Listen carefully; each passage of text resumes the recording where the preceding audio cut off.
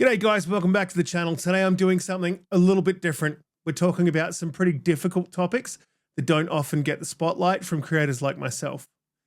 Today's podcast is called Pixelated Prejudice. It's a discussion around women in gaming and some of the toxicity that they receive simply because they're women. I decided to put this together for 3 reasons.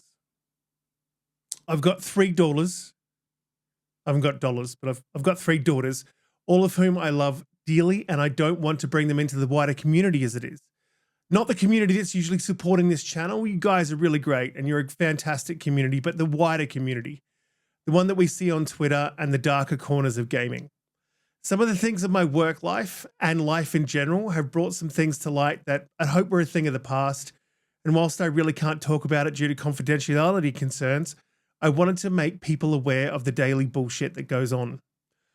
I've had a small platform for a while, it's growing, and I want people to know where I stand on these types of issues. I don't condone harassment or the abuse of anyone, and I definitely don't condone it against women. I've left much of what we discussed in, even some of the green room discussions, as I think that sets a tone, but some of the content has been edited out due to it being really extreme or for legal or confidentiality reasons. I also wanted to say that some of these things I know that men deal with as well.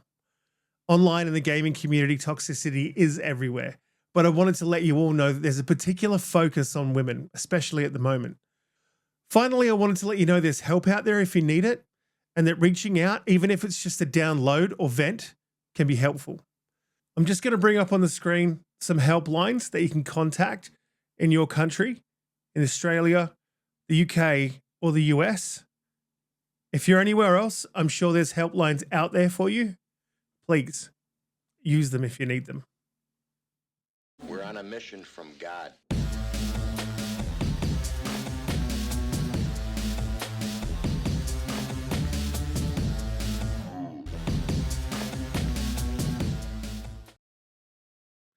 Anyway, thanks again. I appreciate you guys watching. And this is Pixelated Prejudice.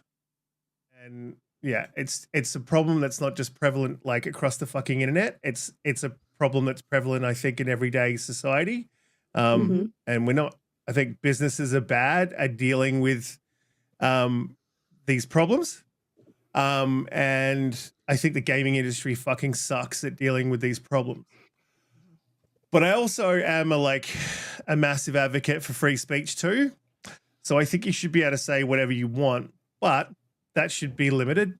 And I guess how we limit it and when we're talking about this sort of stuff, how it gets limited isn't like a governmental thing. And it is a free speech, but it isn't a free speech because we're talking about corporations that give you access to a service. And they realistically have their own, policies and procedures that they should be adhering to. And just like going into that recent thing with the Aussie girl who was streaming, and then for her to call for a hardware ban, I think is pretty fair, but I also think that that's a slippery slope, right? Because everyone's heard of cases where someone's been banned for something that isn't their fault, and it's really hard to get unbanned, or that isn't bad, not their fault, but that isn't bad. And it's really hard, once you're banned, it's really hard to get unbanned. So yeah, I don't know. I just got to thinking about this, obviously in the last 3 months, because it's pretty close to what I'm doing while I'm working at work, but also seeing all this shit get worse on the internet. And I just sort of figured that you girls you're pretty much in the thick of it for the most part. So you'd be best positioned to sort of say what goes on behind scenes, how it affects you, and what we should do about it. And that's realistically sort of all of my objectives. Yeah, because I don't think it gets talked about. And I don't think we as podcasters give it enough attention. As well as the DEI stuff that's going on lately. And Arielle, you've been on a couple of shows, I think, where we've spoken about DEI. Yeah. So you sort of know where I am with that. And so, yeah, that's... well, neither of them are very fun subjects, are they? So I can understand why they're not covered very often. Nobody really wants to sit and talk about this for 2 hours. Yeah. Like, you need to talk about them, it's having those difficult conversations that people don't really want to push themselves out of their comfort zone to do, unfortunately. Actually, give me 1 second. I do need to get a jacket. It's a bit nippy here. So Cool. Yeah. And So I've got 3 daughters as well, you know, and I don't particularly want them to grow up in a world where they go to work and get fucking harassed. And, you know, like realistically, Jen, when you're on the internet, you're sort of at work, and Doomy, you as well. You know, and there's really no one protecting you from, not that you need protection, but there's really no one protecting you, or is there enough help there for you guys to like combat it? I don't really think there is, from like looking at what's been going on across the internet. And so I guess if I can highlight it with whatever platform I have, I think I should. Which is weird that a dude's doing this. but I thought you I say would. That, but men need to do it because you'll be listened to. Yeah. And we won't. So we need men to be advocates. Of course. Yeah. We're going to be talking about things that are uncomfortable but necessary to talk about. That's exactly a good way to say it. So, hi, guys. Welcome to the Pixelated Prejudice podcast. We're going to be talking today about some things that are really uncomfortable, that are really relevant, and that have been going on within the gaming industry and outside in everyday life.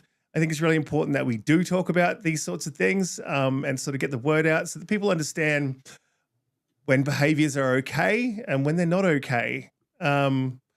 And so, yeah, I brought everyone here to sort of just discuss, I guess, DEI, harassment, and some things that are really uncomfortable. So I guess it's a bit of a trigger warning if this does hits close to home for you guys.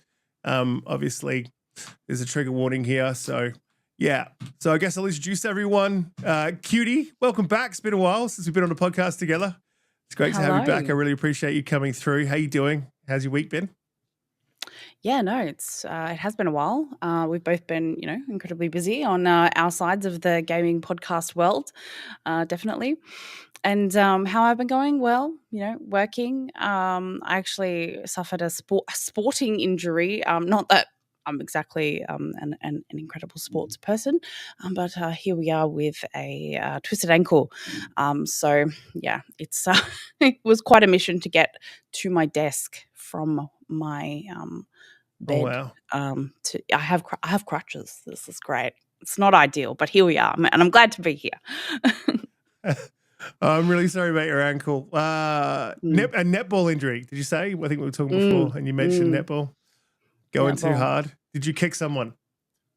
Not this time. Not this time. Another time I did. No, it's been great. I'm glad you came through, and I'm sorry that you're in pain. We'll probably only go for about an hour, so we'll try to get you back over to your bed as soon as possible, because it's late for me and Cutie. It's 1 a.m. when we're recording this. So, yeah. Jen, thanks for coming through. I think we've had you on once before, and that was great. And I thought I'd definitely reach out to you and see if you wanted to talk about this subject. So welcome in. Thanks for coming through. And how's your week been? What have you been up to? Yeah, thanks for having me. It's nice to be here at a normal time of day for me, actually. I feel quite privileged. You're welcome. Yeah, but no, I've had a pretty good week, actually. It's obviously Diablo new season launched, and that's my passion. So I'm having a great week. Just playing that, really. Just enjoying video games. In between work. Yeah. And then is it doing stuff with the kids today. How's the improvements there, though? Because I haven't picked up Diablo since season 1. Oh, okay. Yeah, so you'll have a completely different game to play when you do pick it up. There's been loads of stuff changed. I couldn't cover it all in an hour, let alone in 5 minutes. But yeah, the loot is all completely different. There's loads of new activities to do when you're leveling. It's just a whole bigger, better experience throughout the leveling process. I can't really talk about endgame because I'm not there yet. I've just been enjoying, you know, the journey from level 1 to 50, and that's been amazing. Everyone's saying it should be, this is what it should have been when it launched, but it wouldn't have been this good when it launched because they've gone through to learn how to launch the game like this. So, yeah. Yeah, there's just way too much to play at the moment, eh? Like with Starfield, 60 Absolutely. FPS, Diablo's launch, you know, you got Hellblade around the corner. It's crazy. Arielle, welcome back. How you been? Thank you for coming through. Difficult subject we're talking about today, so I appreciate you jumping in. How's your week been? What have you been up to? Oh, it's been chaotic, both good and bad. It's been really interesting to see right now because we saw the news of Tango Gameworks closing, and that hit pretty hard for me. I'm a pretty big Tango fan. Other stuff like just trying to make my block button very useful. It's come in handy the past week or so. Yesterday was actually a rare unicorn moment. I didn't get anything sent to me negative on Twitter, so I'm trying to just relish in that moment and just be happy. It was nice having, morons not come at me yesterday. It was wonderful. But other than that, just reviewing games, getting shit done, and if I can curse, sorry about that. I'm from New York, so. Oh yeah, go for it. Absolutely curse away. So yeah, just getting shit done, reviewing games. Currently about to post another review today, so I'm pretty excited about it. Awesome. Well, thank you for coming through. So this will be a little bit different to what is normally on my channel. Normally I sort of get involved like a hell of a lot and have opinions about things, but this is sort of something that I have dealt with in a very slight way when it comes to abuse on Twitter, but it's a very different perspective when it's you guys, obviously, because girls get harassed on a daily basis. And it obviously has a real effect in real life, even though, a lot of people say Twitter's not real life. It does have a real effect. And so that's why we're here. So I'm very much just basically going to drive some questions and just whatever you guys are sort of comfortable about talking, like keep it conversational. Yeah, if you want to jump in, just jump in. Absolutely give your thoughts. And I guess we'll sort of get going. And so my first question would be and I'll jump to Arielle and then we can just go around. So what are you dealing with on a daily basis? Like what's being sent to you? Like what's the worst? What's the least? What's the most constant? So and how does it affect you? I'll start with the latter because the kind of comments I get, it would take more than an hour to go through all of them. Because I keep a folder in case I need to contact further with my police department because I've been in the process of doing that. It's gotten that bad. I have not gotten death threats. Thank goodness. I got death threats back in 2019 though for reviews that I did on Fallout. Excuse me. It was just it's nightmare. Honestly, like the way it makes me feel is honestly I have already depression and people don't realize that it affects me mentally in more ways than one. I get massive anxiety about it to the point of where I get scared to open up my notifications on Twitter because it's just like I kind of have to I don't use this word lightly, kind of disassociate and numb myself in order to reply back to people because there's a certain toll that it takes physically on your body and people don't understand how bad it can get. But it's one of the things of where like I mentally have to prepare myself to go in and answer people or have a discussion on Twitter. That's why this upcoming week I'm not going to be on Twitter at all. Like it's gotten to that point of where I'm just like I need a break. I need to reevaluate things. I still post on YouTube, but I'm just not going to be posting on Twitter for a straight week because it's just gotten bad with a lot of the stuff that's going on, especially in journalism. Like the friends that I've got to make and the people that I've gotten to know in journalism, people like to group me as being a bad journalist just because I have friends who are amazing people in the industry. Like I was talking with Paris about this actually, and we were just discussing kind of like not to go too much in depth because we all are going to be doing a podcast on it at the end of next month, but we were kind of just going about like how people will say one thing on the internet and then in real life they'll be like, oh, I just want to shake your hand. Bullshit. Absolute bullshit. It's just like, no, you were sending me threats, you were harassing me, you were doing all this stuff, and now you want to say on VoiceCom on Twitter that you want to shake my hand. No, I don't buy it. But other than that, with like the kind of stuff that I'll get, just to read a few because I do save them, like I said, in the event that I have to report this to authorities or if there's someone who becomes a repeat offender. Here it is. Okay, so like there'll be people who say like, oh, Game Informer is next. I wish journalists a happy unemployment. there was one guy who said, she knows what I'm talking about. Too bad for her. This is a burner account, so she'll achieve nothing. There are people who will make multiple accounts to harass me and my coworkers. I remember I used to work with Jen at Windows Central, so she knows about the stuff that we used to get pretty much on a daily basis. Jez got a lot of the brunt of it, unfortunately. There's just more stuff like people will make parody accounts of my friend Alyssa Mercanti, and they'll post as her underneath, and we're trying to block and report a lot of it, but they'll just curse a lot of us out. They'll just make it um, quite literally a living hell for a lot of us to try to navigate through. When we're trying to post like a sponsorship that we've worked hard for, they're underneath the comments trying to like distract from that. Another thing that was really interesting was that I defend a lot of my friends. I'm very gung-ho about like I want to make sure that I'm there for people, that I want people to know that, hey, if you have an issue, come and DM me, we'll discuss it. If it needs to be public on Twitter, we'll discuss it publicly, because I never take things publicly unless people take it publicly. And that's my one rule of thumb, because I always like to try to navigate things in a private setting before I ever take anything publicly. That's my number one rule. So if I'm saying something public to a person, that means they've taken it way too far already. And I'm originally from New Jersey, but New York City is ingrained into my blood. So me clapping back, it's very hard not to a lot of the time. But yeah, that's how it's been right now. Just on that, like I'm very much the same. I do try. I have snapped a couple of times and gone public, but like if I know someone, I'm the same as you. I always try. If I have a problem, I'll generally try to keep it in the DMs and go, "Hey, is this an issue? Let's talk about it." So you sort of came into it with depression and anxiety, and you said it has a physical effect. Yeah. So what kind of physical effect do you? I mean, is this? I don't want to push too hard on. No, you're fine. It's one of those things of where if I'm like waking up in the morning, I've been waking up later than usual because I just don't. I don't want to deal with things. I really don't. Like it's gotten to that point of where like I haven't had depressive symptoms for over 3 years, and Gamergate brought it back on stronger than it ever was. And a lot of people think, oh no, Arielle's strong. She got this.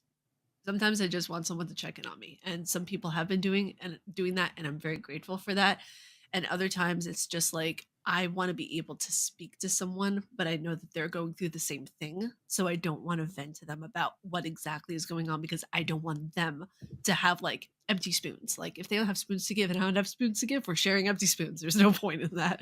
But yeah, it's just like it makes me just overly tired. So I know this is going to sound a little bit TMI, but Jen and Doom, you guys might know where I'm coming from when I say this, of where whenever you are on that time of the month and you get excruciatingly tired, it's like that, but kind of aggravated because it's more on the emotional side.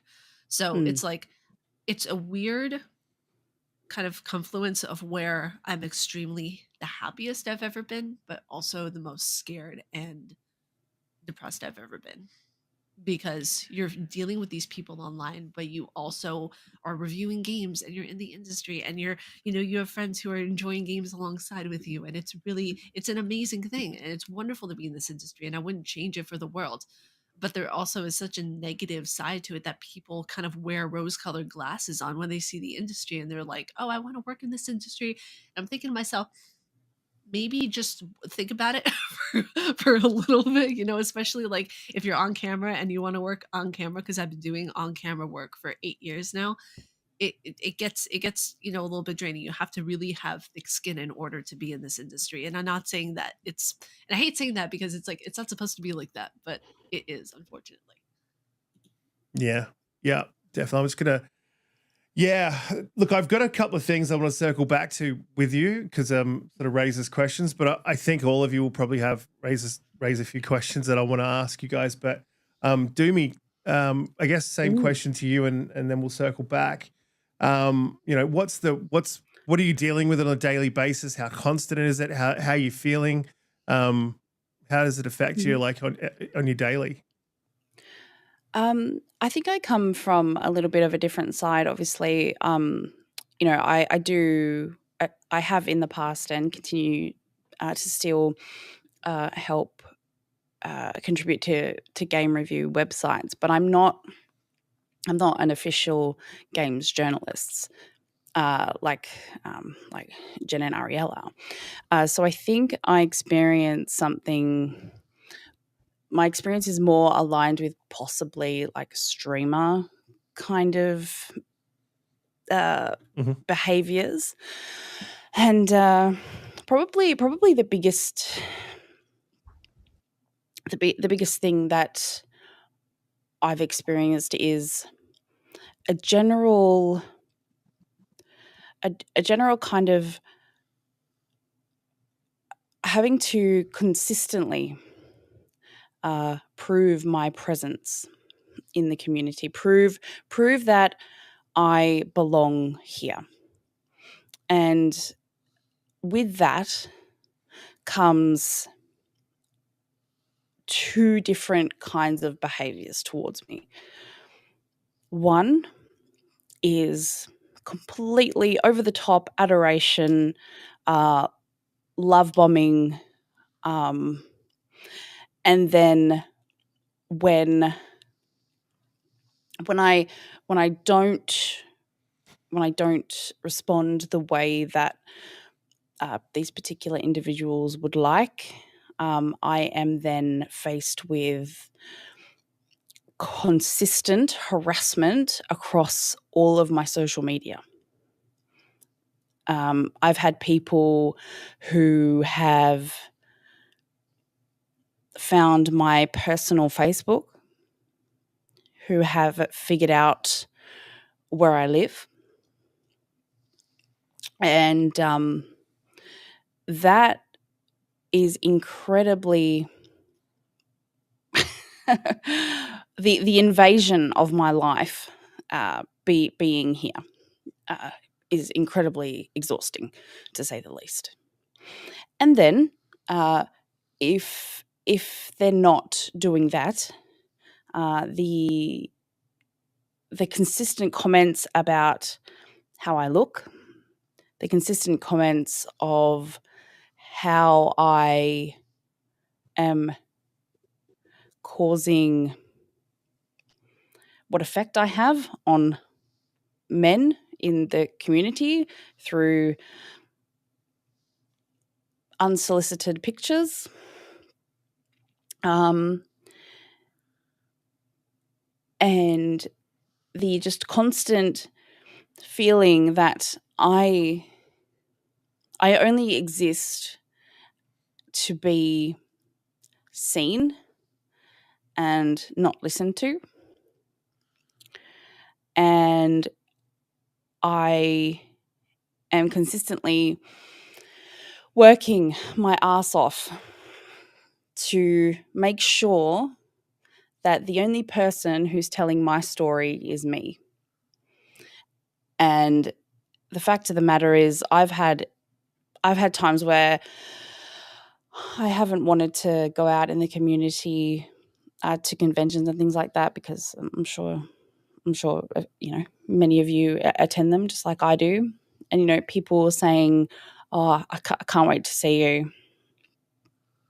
I heard you going to this event. Do you want to, like, we should go out?" And like the people who are saying that are not people that I even know. They're complete strangers. They've developed parasocial relationships, and they get incredibly scary at times. And in the beginning, I used to think that everyone just wanted to be my friend, but they don't.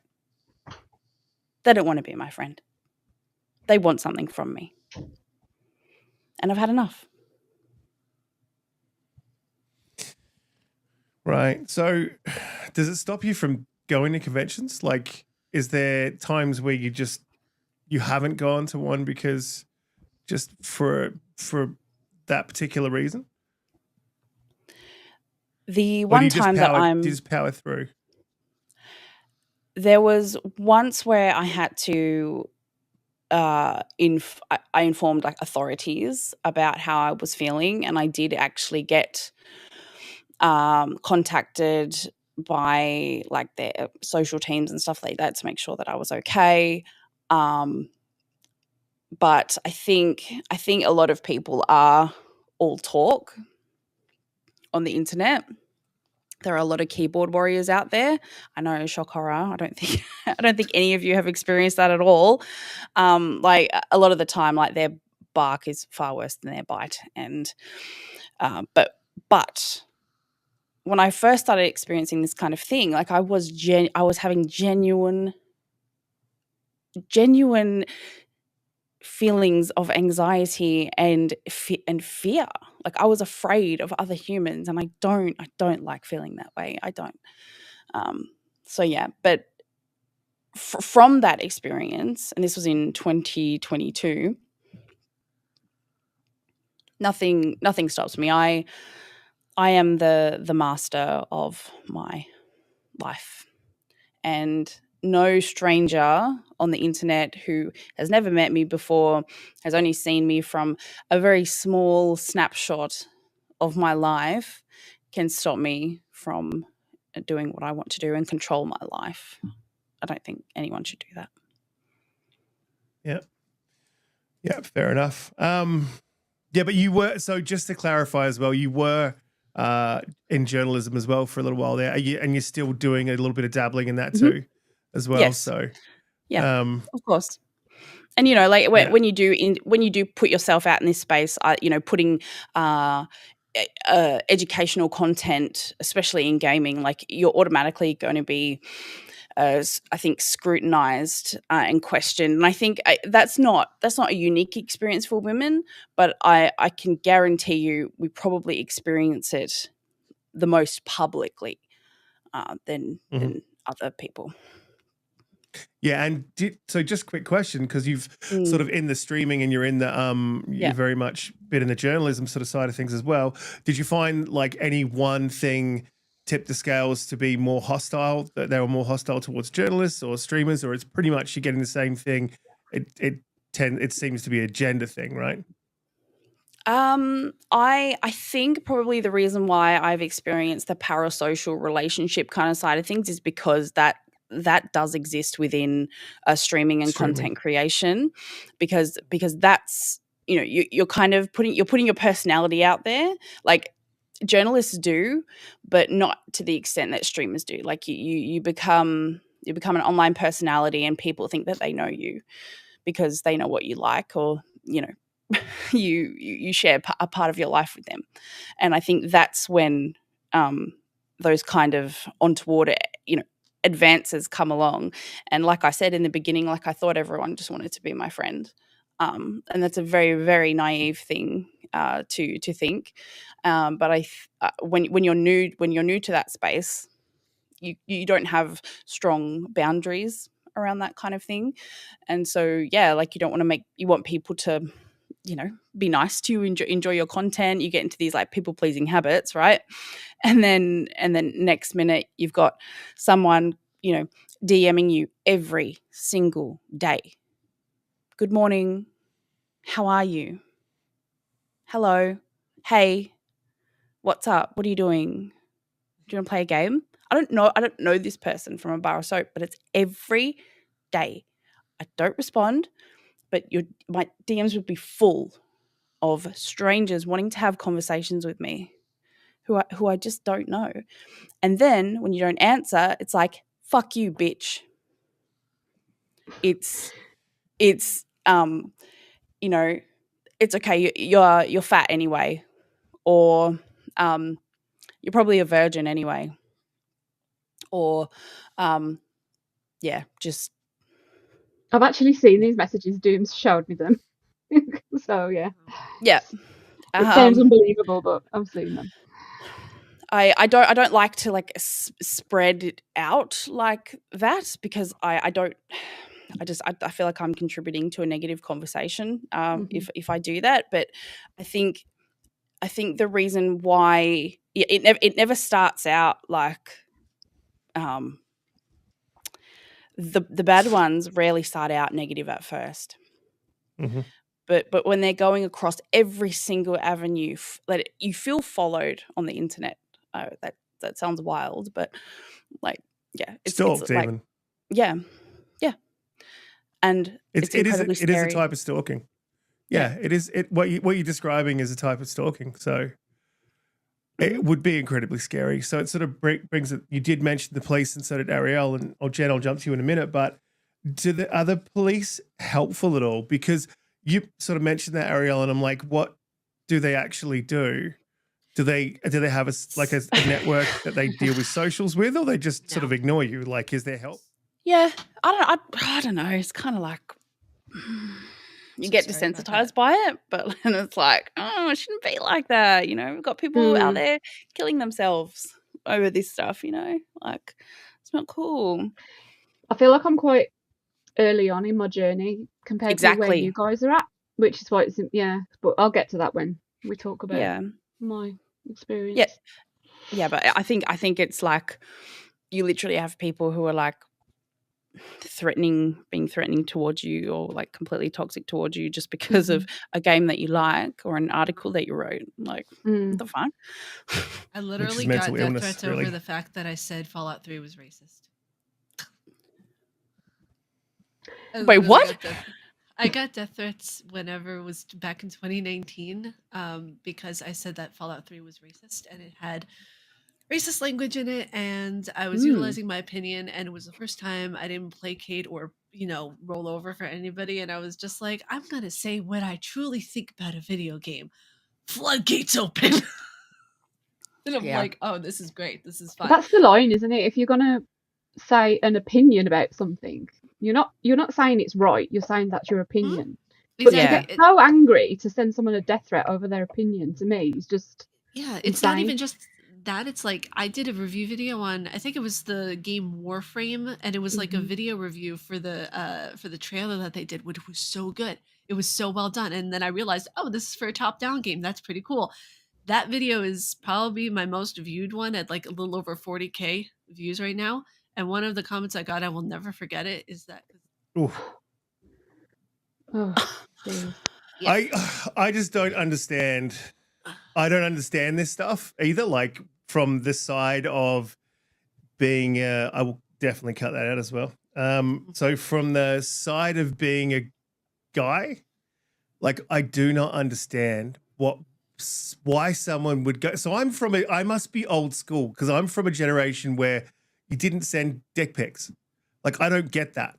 Like I don't understand that. And I know that that's a thing between like young people and cool, but like I was not sending pictures of my body parts like until like that was an intimate thing that happened in person. Like that's what I would love to interview the one man that has sent a dick pic and it been successful, like an unsolicited one. Yeah. Like, how many of these have you sent, and when have you had a positive reaction? I want to know. It's so funny because it's like I was born in the 90s, so it's just like we didn't see this. We were too busy out climbing trees and playing Pokemon. Like, what? Why? But like it must be successful sometimes, Jen, because it just continues to happen. Like it must be. Like we need to get these people on the podcast. This is who you should bring. No, I think where the kind of stimulation comes from, for lack of a better word, for them, but comes in the fact that they've made you feel something, like they've unnerved you, and I that's the only thing I can imagine, because most of the time it comes along with something like, look what you've done to me. Like, what? And the thing is, I don't know, maybe they just like circle the same picture around. I don't know. They probably haven't taken that photo just for me or just for whoever. I'm not gonna like make myself feel that special. What the hit rate is. Yeah, like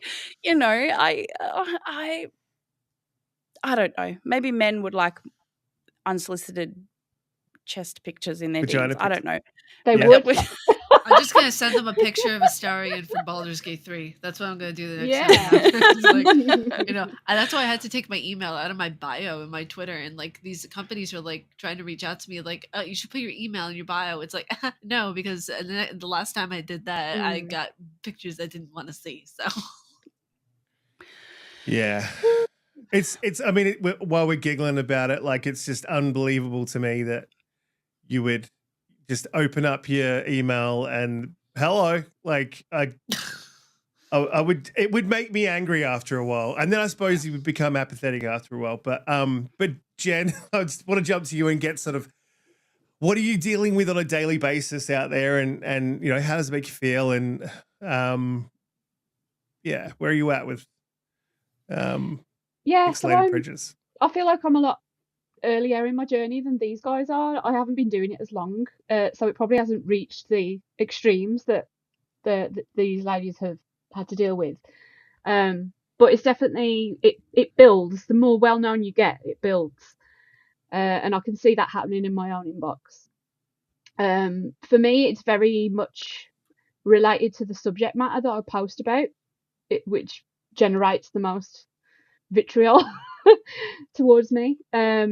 So, for example, like with the Diablo community, I feel like they're very open to both male and female players and people that post things about it, and that's probably because a lot of the team that work on the game that are publicly presenting anyway are female.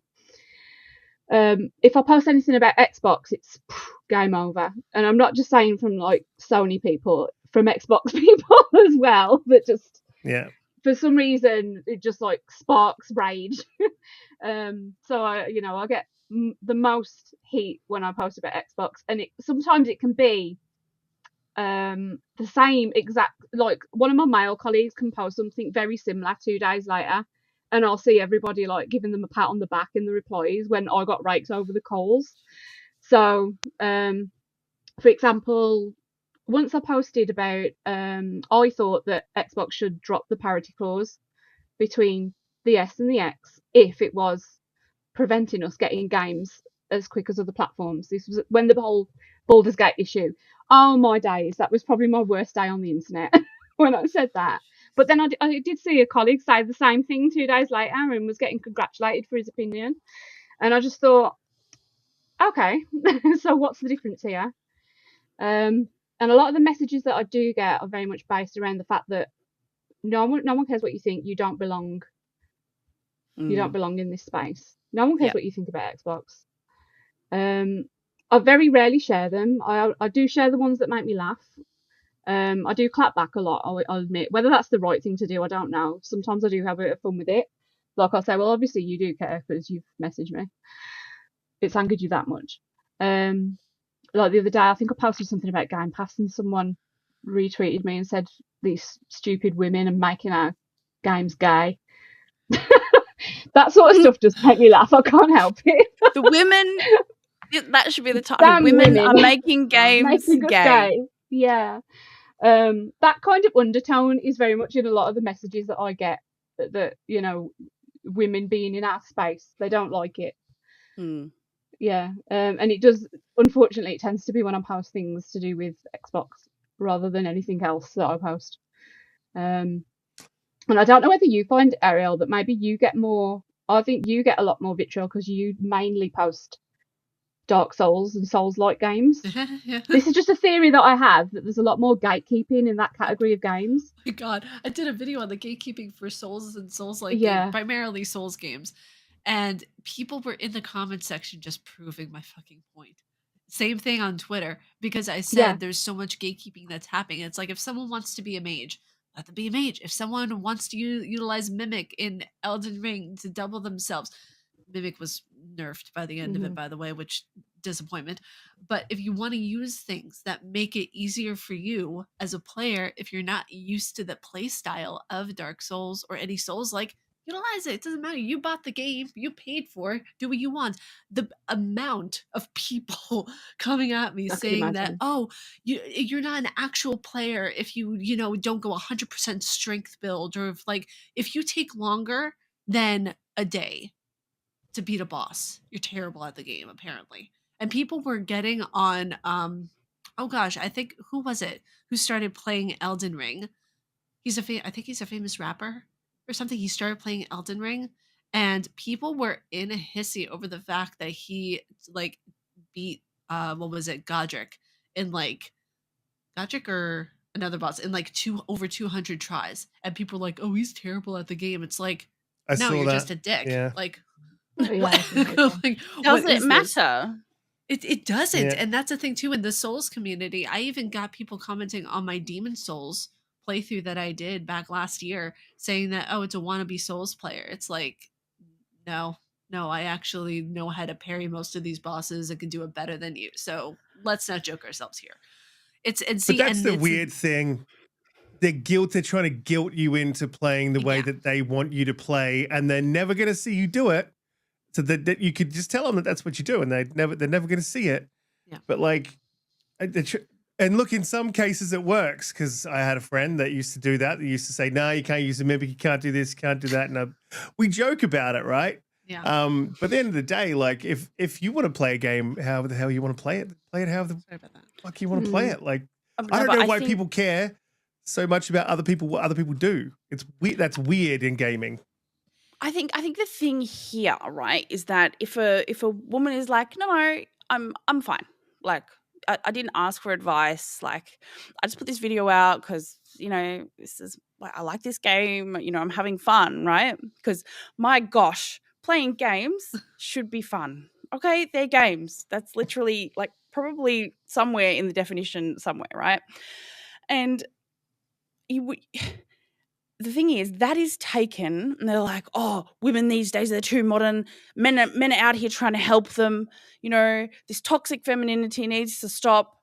And it's like, well, no, I like to play this game how I like to play it, and I didn't ask for help or an opinion. And then just next minute they're kind of like, oh, well, you're toxic, and you're labeled, you know, a toxic feminist because you don't want some stranger on the internet helping you with your, you know, your Elden Ring build.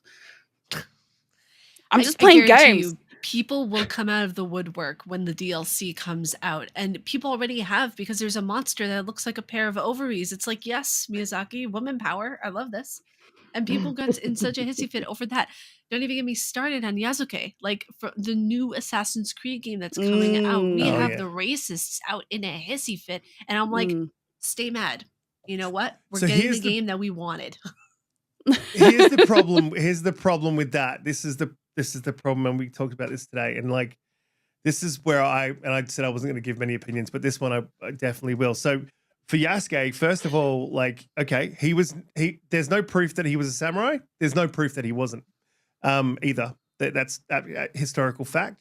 He was a retainer to, and I can't remember the name of him, but he's a daimyo, so powerful lord. And he was the sword bearer, so he carried the sword for that powerful lord. You don't give that sword to someone who's not important. Like, so that's one. Two, there's clear evidence. Like, there's even paintings of him fighting. Doesn't mean he was trained as a samurai. Means he was definitely a warrior. So all the stuff that they're saying, like, is completely incorrect. And just maybe, like, that probably took me about a half an hour to gather up that info and sort of get a good idea. I don't know heaps. I'm not an expert. I just researched a bit and was like, what's going on here, right? This is the problem, I think, with Twitter and this stuff is like, no one does any research. Bob said something. Got to agree with Bob last time. Bob said this. Bob said this. Bob said this. And then someone takes it and runs with it. And then Grum said this and Grum said that. The problem that is happening is it removes any nuance that you can have, any conversations that you can have about DEI. Because I'm really reluctant to have them. Like, on the internet, especially, like when it comes to, like, I have no problem with DEI, but I do have a problem when it's not done right. So like, and people might get upset at me, but like, don't swap out the Little Mermaid for an African American or a Spanish, or like, she is a redheaded white girl to me. And because she's a beloved character that I grew up with, that's just how I'm going to feel. I'm going to be like, this is not the but she's Little Mermaid. However, and mermaids aren't real. That's what I don't understand about the conversation. With Assassin's Creed as well, are they saying that it's historically accurate? I spent Odyssey riding around on a Pegasus. Is Pegasus real? No. Yes, no one cares. Yes. That's but this is the That's thing. why so I like, can't engage in these conversations, because I'm like, it's not that deep to me anyway. No, I absolutely. Oh, it's my birthday. Oh. I can yeah. What was that all about? It's a It just- conversation breaker. it's Apple. Like I get it, but like, and I'm not going to be on the internet raging about it and screaming at Disney about it and stuff. But like, I'm going to look at it and go, "Oh man, I don't really want to." It's an obvious like this is what we're trying to do thing, right? Which and to me that seems I like was seems like annoyed. In the Witcher TV show, I'll say it. I was annoyed with the casting of Triss because to me, Triss is redhead, deep V-neck in the game. Very pale, and it just didn't fit with my vision of Triss either from the game or from the books. But I didn't care enough to go and like write a lot of hate speech about it on the internet. Exactly. That's the difference. Exactly, but if you want to have the conversation, this is the thing. Like but I'm very reluctant to have those conversations where I'm like, okay, I think this is DEI done really well here, and I think this is DEI and it's not done really well, and they shouldn't do that. Because that's a nuanced conversation. That's not like I'm racist because I don't want them to swap Arielle out of Little Mermaid with a different type of character. It's not because I'm racist. It's just because that's who she is to me. And so it doesn't feel like Little Mermaid to me, right? But you can't have these conversations because these people fucking hijack this whole thing and then they just start turning it into a racist thing. And so I guess what I would say, and I watched a really good video about this today, is so like, be really careful about just sort of branding everyone as racist, because sometimes they genuinely don't know, or they genuinely feel that way, and it's not because they're racist.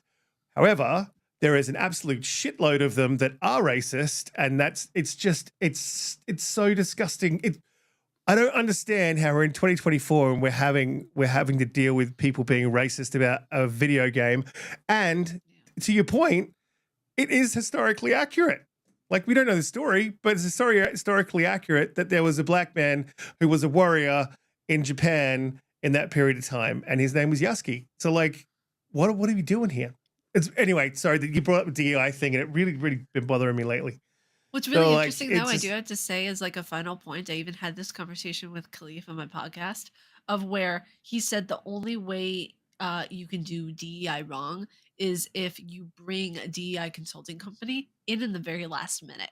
So, like, let's say you're doing a game on Native Americans and you want to be able to, like, you didn't cover any of it in like the beginning part when you're developing the game. You're like, well, I guess we should learn about it now, and they bring it in the very last minute. That's not good. You need to actually have them with you throughout the entire journey and not bring them in at the very last point. That's DEI done wrong. Yeah, I think involve them in the story and have the story fit around, like, write good characters. Like, most of the times when people are complaining, it's because like the characters aren't good. Like, that's really the complaint. And me and Dante have this conversation all the time. Like, it's mostly because, and if you Everborn Saga and Kayasanti, I don't know if you know those guys, but we have the same conversation. Like, realistically, most of the time when people are complaining about DEI, and they're just too stupid to know that it's just because the characters are really, really poorly written and they're not done right, right? So, like, they're not authentic.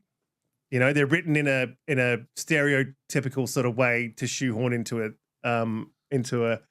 checkbox. And I don't think you should do that, because, like, you might write about an Indian American dude and he's still a human being. Like, him being Indian American isn't all that he is. There's more to him than that. And so if he's just constantly talking about, like, my ancestors and blah, blah, blah, whatever they do, I'm not going to do that because, but like, if he's constantly doing that, it sort of takes away the authenticity. Like, obviously it's a part of him, but if you're writing a story about a modern American Indian, he would have modern day sort of like interests like every other normal person. So yeah, I just think you got to do the characters right when it comes to DEI, and just be, I don't know, treat it with care. You should treat every story with care, especially if you're spending millions of dollars on them, like millions and millions of dollars to write this story and make it into a video game. Like this, and it's story based. That story should be treated like, solid gold. But yeah. So I agree with that 110%. You should have the DEI in there early if that's what you're doing. Yeah, definitely. But I think we're sort of at a point where every studio should have that. Anyway, I'm rambling. Let's get back to you guys. So one sort of a theme that I was picking up throughout all of you guys was, like, you feel like there's a complete lack of acceptance, and then it turns into outright hostility. Is that's really sad? Do you find that sad? Like, how do you feel about that? Like having that as a reality for you every day when you step into the gaming scene as you are journalists and streamers and do what you do and on Twitter. I'll just go Jen and I'll go around. Like, how do you deal with that? Do you find that that's a problem in your workplaces as well as on the internet? Or is it just generally just the internet that has a problem with it, the immature, the crazy? Or do you feel it from, as well, another question, and a lot of questions in one, do you feel it from people that you know, like within the gaming scene? Jen? So from a journalist perspective, I mean, we all get shit on the team, male or female, to be honest. But for me, it's specifically it comes from a place of that they're a little bit more, I don't know, violent in their responses, and it comes from a place of like lack of respect for me in the gaming space. It doesn't affect me day to day, to be honest. I feel very what's the word? I've got a happy family. In the background, gaming isn't 100% of my life. It is a passion for me and it's a hobby, but I'm not sat in my mother's basement basically. I've got a life outside of this, and people to talk to. I feel fortunate in that respect, and I know a lot of the people that are this hateful on the internet do not, and that's why they outlet in this way. So I feel pity for a lot of people like that, to be honest. The only way it affects me really is, we've got like a news board of like stories that we can all pick up from, as well as getting our own content and stuff. And sometimes I'm just like, I'm not picking that up because if it comes from me, I can't be dealing with the shit. Someone else can grab that. So it affects my decisions on the kind of work I do. And I would say that's the only way it affects me really. I don't like lie awake at night thinking about what some douchebag has sent me on the internet, and I'm fortunate in that respect. Like I said, I'm very early on. I haven't had anything that's upset me that much really, and I hope I never do. But yeah, that's where I'm at with it. So I mean, sensitive question, I can cut this out if you want, but do you feel it like within the work scene? So like, have you always been at Windows Central? Yes. Or have you worked at, so you've only worked at Windows Central? Well, no, I worked for a parenting website years ago, Mum's Nest, but again, that's very much, you fit here because you're a woman, you're a mother. You have a child? Yeah. I don't think any men are going to be coming at me for being at a parenting website, you know what I mean? I'm very much in my lane there, so it's a just different experience. And also, I wasn't writing under my actual name with a face to an image. It was very much an alias. Windows Central is the first place I've written for that is me publicly out. I've got a Twitter account. Here's my name. You can see all my articles. So it's a different experience altogether. Yeah. And so, okay, well, I'll skip that next question. Otherwise, Jez will call me up and be like, what are you asking? And so Arielle, I guess to jump to you, like same question, like obviously dealing with the lack of, like, is that what you feel like it is? Do you feel like it's sort of a pushback simply because you are a female, you shouldn't be here, this is gaming, like get out, your opinions don't matter? And have you experienced that, like, because you've been at a few publications, obviously don't have to say like which, have you experienced that through any of the workplaces, like as you've worked in, doing reviews or whatever it is? So I was only ever actually at one publication, and that was Windows Central. That was the first time I ever got hired as a journalist, and the first time I ever got paid for, I think in over the 200 articles that I've written over 8 years, that was the first time I ever got paid for any of the work that I did. Just, putting that out there as a transparency. I did work as, not really work, it was more just like getting accustomed to the whole writing thing back in 2018. My first like legit review was for The Evil Within, but I was never paid for any of that. It was just to help a friend out build up his website. And I was like, okay, I really like this. And that's when I started to actually get into journalism, was in 2018. But yeah, no, it's very strange because it's like my first job ever in the gaming industry was as a narrative designer at a game company in 2016.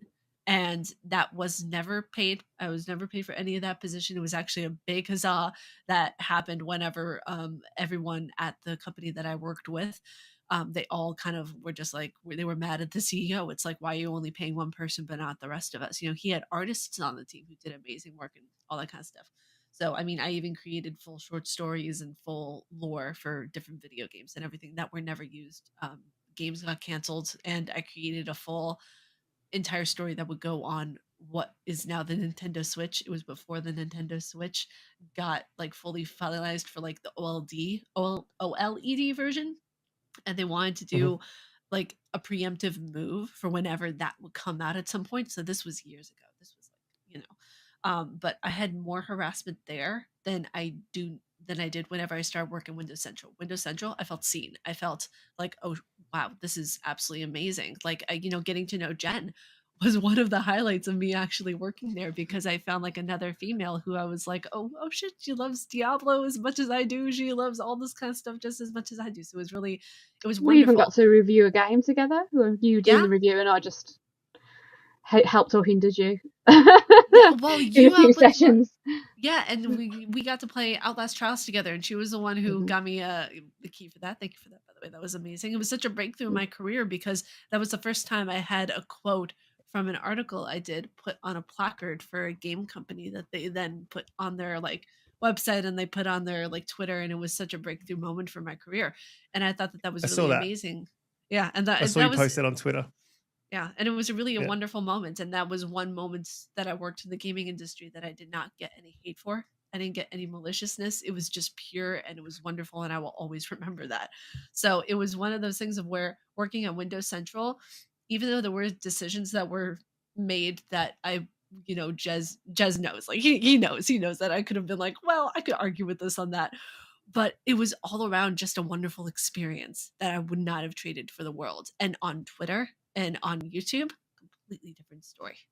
Yeah, I Jez, I'm not doing a hit piece on Windows Central. I'm just saying. Jez saw my work. Like that's the thing too. Like he saw my work, and the way I got hired, funny enough, was he DM'd me. And he retweet, like you know how you can like tweet someone your own tweet or something like that? He sent in an article that I did on Alice Madness Returns. And he was like, are you free to work? And I'm like, yes. So that's literally how everything started. And I worked for them for 3 months. So awesome. Yeah, no, that's a good, at least a good positive. But Cutie, you work there as well. Jazz, I swear to God, Jazz, I'm not. Yes, I did. For a very short while. I think it was just a bit of a crazy time. So yeah, I did a couple of articles for Windows Central. But before that, I was part of writing teams that were just looking to fill their websites with stuff. And, you know, I did have some incredibly positive experiences working with those teams. And, you know, I felt like my opinion was really taken on board, and my approach, because I think a couple of the teams, when you are in the first building stages of a publication, like a lot of people are working for free or just pro rata, so they're just getting game codes or they're just getting hardware or whatever. Working for exposure. Yeah. So, and I think that can get really tiring. So whenever you bring on a fresh face, whenever you bring on, dare I say, I don't know, when I feel like when women enter a space, they want to nurture it and, bring it, make it good. And I think, just being full of ideas and things like that. So it was really, really welcome to each of the teams that I was on. So that was Game on Oz. And I had my name in the accolade trailer for Hogwarts Legacy, which was really cool. And that was really, really amazing. And then after that, I was working with Well Played, and Well Played have their main team is all guys. I was the only female.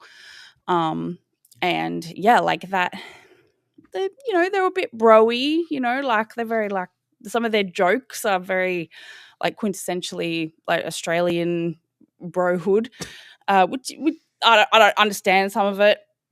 That's fine. I don't have to.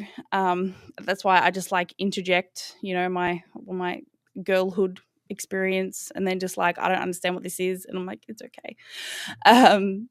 But yeah, and then obviously with the Quest Daily, it is the opposite. Quest Daily has like the team is like 50-50. Like Julian, who runs that, he works at Channel 9 in Australia, and he like the team is like half women. So it's really, really cool. And yeah, any ideas that we come up with, they respect that this is a creative space, and they're really keen for us to put it out there. But I think sometimes like new publications and old ones, I suppose, like they have this image of like they must be they're competing with certain places, and they want to make sure that they're staying relevant, and they have to have an image to maintain. So I totally understand where people are coming from in that sense when people are coming on the team. But yeah, I'm like Arielle in the sense of the only negativity I've had is from sharing my opinions or sharing things that I've been passionate about, and it's from people that I don't know. So it doesn't really matter. No, in the grand scheme of things, no, it doesn't. And I think, Jen, you're a perfect example of how like probably most, and we are talking about women here, most women are like where we have a lot of life administration to do. The last thing that we have on our mind is what Joe Bloggs thinks of, my vagina moisture just because I didn't like a game that he likes. Like, like I just Can don't. you please crochet that on a pillow? Like there's bigger fish to fry, right? But that has come from like your own, I suppose, your own personal like a character development, like who you are as a person. Yeah. And like, I'm not like other people. We all react to things. Yeah.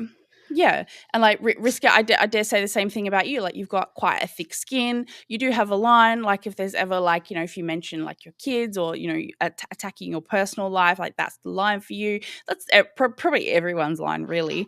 And, like for someone who started out, I didn't even know you could be a content creator. I didn't know you could do this in gaming. I thought people just played video games. I didn't know. I had no idea. And then, experiencing all this gatekeeping and all that kind of stuff, like it's all societal and cultural. And I think most businesses, in the sense of, like journalism, gaming, like creative spaces, like when I've been to conventions and stuff, I think they're really receptive to women being in these spaces. It's just the really loud minority in social media that makes it extremely uncomfortable and for some people unbearable to be in this space. Mm-hmm. Yeah, well, I guess that sort of leads into my next question as well. Like, and as well for people who don't know, like if you guys don't know and you haven't noticed by now, everyone knows everybody. Right. So like we all know each other. Like, so if you're talking from Jez to Colt to if you go to the other side of the aisle to King Thrash, I talk to him in the background, BG, everyone, there's a link from almost every single person to any one of these names that you see pop up, there's a link. So like if you're one of these people doing something like this, very likely, and you ever want to like sort of step up and actually be an adult, it'll affect how far you go. If you want to get into the industry as a content creator, it'll come back to bite you. So I find it really odd that people do it. And I do tend to think it's people in their basements, but you brought me to a really, so how do you react to it? Right. So how do you, I guess, when it's constant, and Arielle, I'll definitely jump to you. Like when it's constant, what do you do to deal with it? Because I know I get sort of getting from Jen's like, I don't like fuck them. And she sort of gets on, sort of gets on with it. with a day, but not everyone's the same. And like I've sent you, Arielle, a couple of the messages that I get as well. And it's not anything to do with my gender. It's because I have dipped my toe in the console war one too many times. And I've showed you a couple of messages that I've got. Yeah. And like, they're not good. Like they're really very much crossing the line. Yeah. So like I deal with it usually by clapping back a little bit, and then I report and block, and then just get on with my day. But how do you deal with it? So it's a mixture of not saying anything and swallowing my pride and clapping back, which I realize that sometimes I shouldn't do. There was this one point of where I literally just I had enough a few days ago. Like it was getting so intense. I was just like, I want this to stop. And I was vocal, and I literally told someone, go fuck yourself. Yeah. Like I think just that's got to okay. like I literally got to the point of where I was just like, I sometimes I can't even remember what I say sometimes, because it gets into such a heat of that moment of where I am thoroughly just run dry of this stuff. And you guys got to keep in mind, for people who are watching and on this panel, I not only do content creation, but I'm a part-time caretaker for my dad. So I'm trying my damnedest to be able to protect both my parents, because I don't want to get doxxed. I don't want, like, that's probably my biggest fear, is that happening, because I want them to have as peaceful of a life as possible. And that's the thing, like, I don't have kids. I'm not going to have kids, but my parents are my children right now. So it's like, I want them to be protected. And whenever I see this kind of stuff, sometimes, unfortunately, it gets to the point of where either the most dramatic I've ever been is where I've literally told someone to go fuck themselves. Another point of where I try to explain, and I still think like, okay, there's a light of hope of a human inside there. I just have to I have to get in there and just yank it out a little bit. But it's something like, I have this unrealistic hope that people are going to be people and they're going to be receptive. And that's my, red flag about me, is that I have hope in people. But it gets to for me, like, I'll try to have these conversations with them and I'll try to see where they're coming from, but to no avail. It's like a brick wall. They don't listen. They don't understand. And when you try to explain something like a human being to them, it doesn't seem to translate in their brain, especially if like Grums is sending them over. Not even close. Don't try to argue with those people. Just block and move on. Like 95% of the time, I will block, I will report if it's dangerous, and move on with my day. The other 5%, it's a toss-up, really. I mean, anything could happen if it's bad enough. And I know I'm laughing about it right now, but that's how I get through it. But I mean, like, just saying that sort of get on with my day. Sometimes I'll be like in a grouchy mood, and it will be because I've had stuff go viral a couple of times, and it's really not nice when that happens. And like when it's a negative thing and it comes at you when that happens, yeah, your own sanity. Yeah, and then like the missus will be like, blah blah blah, and I'll be like, brr, and she's like, what's wrong with you? And I'm like, nothing's wrong with me. I'm fine. What's wrong with you? And then I realized later on that I'm like, like social media is actually affecting me. And so, and the thing that spins me out is I don't get picked on because I'm a dude. You know what I mean? Like just turning up and being picked on because of what you are, not who you are, would be really frustrating. So, yeah, I have to say, like, I don't know how you guys do it, and yeah, my heart goes out. I've gotten, I don't know about you, like, you guys, but I've gotten asked if I do OnlyFans, because one person, I don't think like their account exists anymore, because this was a while ago, but this one person was like, you can't look this pretty and play games for a living. It's like, bro, I'm 31 years old. I look better than you'll look in 5 years. Grow up. And this goes to my comment before about existing as a visual, and not anything else in this space. And like, if you're this, if you look a certain way, if you even just try to look nice, on the internet, I'm not even like, putting anything out there. Yeah, how can you play video games, or or gamer girls weren't like this pretty when I was growing up, like like really like backhanded, kind of like really like kind of makes me want to have a shower kind of comments. And yeah, like, and that's totally okay. Like, I doubt, Risket, you're experiencing that kind of No. thing at all. But you know what? I don't know. I doubt. I highly doubt that you've ever entered someone else's podcast, or even when you went to FanFest in America. Like, yes, that was like an incredible experience, but you walked in there and you were proud to take up the space that you took up. You didn't feel like you had to ask permission to be there, or feel like you had to prove yourself to be there.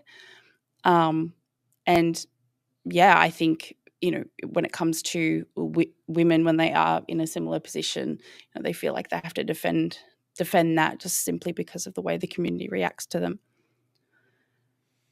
Yeah, and that's why we're here, because it's been getting out of control sort of lately, and I guess like we've been here for a while, so I want to get to the final question, which is a hot button topic for me, because as I said to you guys, in the green room, I have a highly developed sense of free speech, and so I don't think you should limit people's speech. However, we're talking about corporations. And so let's, I guess, take it back to that recent thing that we all saw on the internet with the streamer. She was playing, and I can't play it here, but she was playing online, and a guy threatened to rape her, basically. And it's just the backlash. So the discussion that I saw around it was just trying to and I hate saying victim blame, but trying to victim blame. And then trying to make it okay that he did what he did because she unmuted him, right? And in that particular, it's just not okay. Like, it doesn't matter what she did.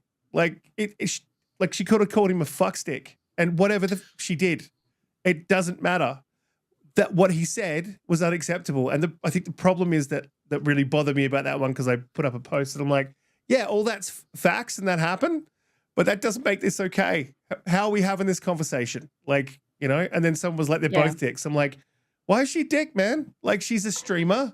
He was being a knob, right? And that could be funny and entertaining. We've all been in lobbies where people are being dicks, but they're just being dicks. And they mean no harm by it. And you just have a laugh about it and move on. That's entertaining. There's a line. He definitely crossed the line. And I understand how we're at a point now where people think that that's defensible in any way, shape, or form. That said, the suggestion was made by the streamer to hardware ban him. In that circumstance, I agree. So I guess my question is, and for not many circumstances would I agree to a hardware ban, because that means that machine's never playing that game again. But in that circumstance, I do. And I guess, where are you guys at with this? With so social media, right? What do we think we should do about social media? There's a lot of anonymity out there on Twitter.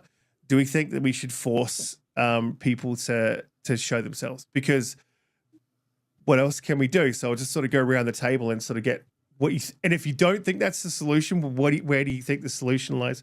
Cutie, I'll go back to you. I think, okay, so there's a lot of levels here.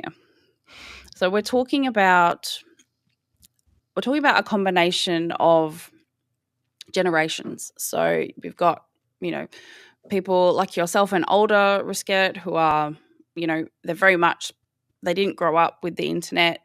The internet just kind of got introduced, and then they kind of just jumped on board because, gamers liking tech, it kind of just comes hand in hand. And then there are people who have been kind of half socialized on the internet and half socialized in real life. And then obviously now we've got kids that, this is an integral, young people, this is an integral part of their everyday and how they socialize. And because of that, I think that causes a lot of disjointedness in regards to how people communicate with one another, because the older generations understand like what it means to code switch. So they can code switch between like how they talk in a Call of Duty lobby and, you know, how they would talk to their mates, you know, in real life. Whereas, you know, the younger generations who are, you know, doing that griefing, you know, they do that all the time. You've got kids in the playground at school that are doing Fortnite dances like that in itself, and like using those kinds of that kind of language, right? So there's no line there for them. So I think that is a factor. I also think that I don't think hardware bans are very common. I wouldn't. No, they're not. Yeah, I think that's quite just not unreasonable. But how are you gonna manage that, like, realistically? Like, that seems strange. We're talking about a systemic social cultural problem that is not going to be fixed by simply removing someone from a console. Like, it's as simple as that. I think I suggested in one of our chats that, you know, now Xbox Party, they now are monitored auditorily. I don't know. So you can report someone in a party chat for some if they say something threatening or something that is, you know, incredibly racist, prejudiced, all those kinds of things. So potentially that is something that needs to be brought into party chat in these games. That's what I've said, if we're talking about from like a game developer perspective. But overall, I think that, I mean, we've all, Arielle and Jen and myself, I think we agree on the fact that women saying, you know, stop, I don't like that kind of thing, that doesn't help. And I said this on my panel at DreamHack. I said this kind of feedback needs to come down to peer versus peer. You listen to people in your life that you care about, right? And who have value to you. And if you're out there, like, you know, talking to women like that, like we've seen, they're not going to care about what you say. So yes, I can block, I can mute, but that's not actually going to change them or their behavior or to help them understand that that's not okay. And whether it comes from a myriad of things in their background for whatever reason, not understanding, or just being an absolute fuckwit, doesn't matter. What matters is that they're taking on board what people's feedback are for their behavior. And at the end of the day, like, you need to call out your mates. Like, it's as simple as that. And, you know, there have been a lot of times where, you know, you and me and the guys mostly have been in these parties, and sometimes, you know, you have said to me that you've spoken to them privately and you've spoken to me privately, but you should have called them out, like, right then and there in front of me. And yeah, I just feel like sometimes, you know, men don't want to, like, lose their street cred or be called a simp or white knight or whatever, but, like, empowering the other women in your life by, you know, understanding that some things you say in these chats are not okay, and it's okay to be like, hey bro, like, what the fuck? You know, you don't have to make a big thing about it, but yeah, like, just making them feel seen and heard in your communities. Yeah, absolutely. 110% agree. As well, though, you sort of did say something, and it does come down to men calling out other men, absolutely. And I think women as well calling out the men too, which is why we're here also. But you sort of mentioned something with the kids in the playground. Yeah.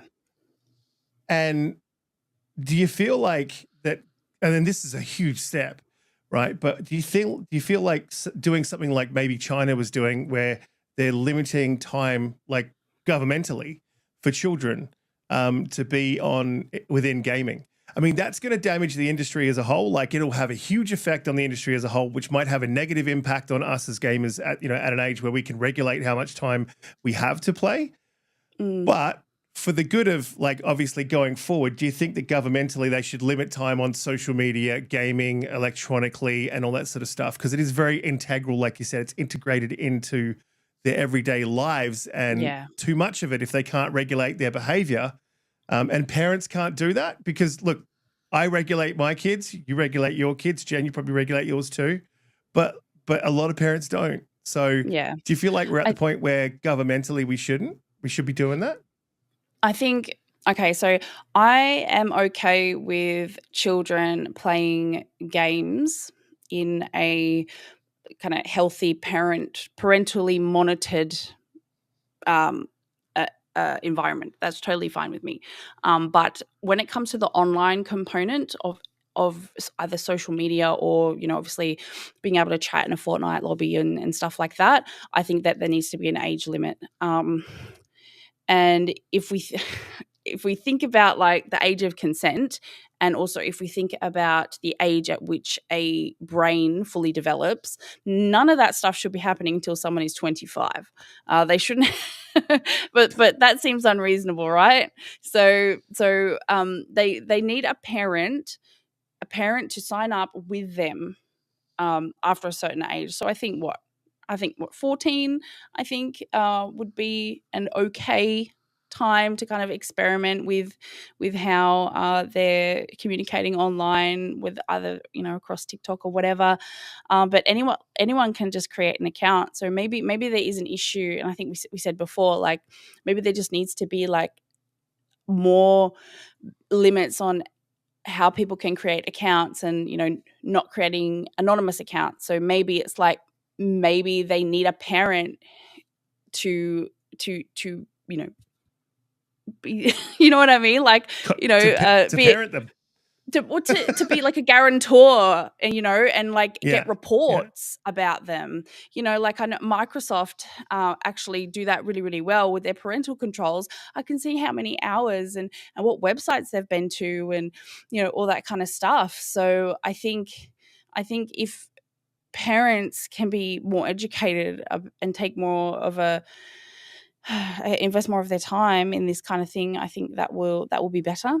But in saying that, I've been running Minecraft education at my school, and the amount of empowerment that some of the girls get because they're surprisingly good.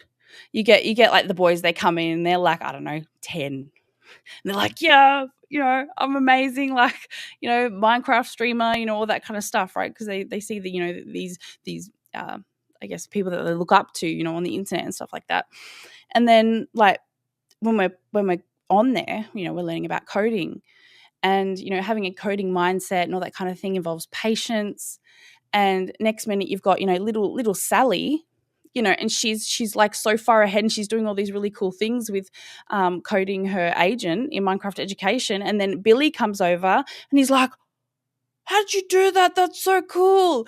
And it's just like, I don't know. I find it such a lovely and wholesome experience, but it's understanding that girls and women can do cool things with games too.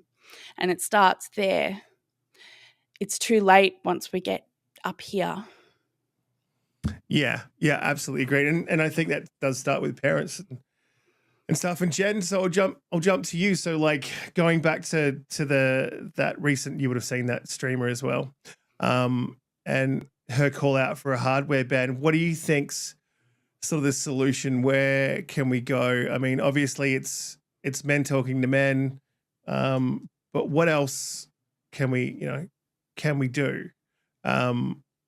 Insofar as governmental controls, do you think companies should step in? I think you're muted. Yeah, you're muted.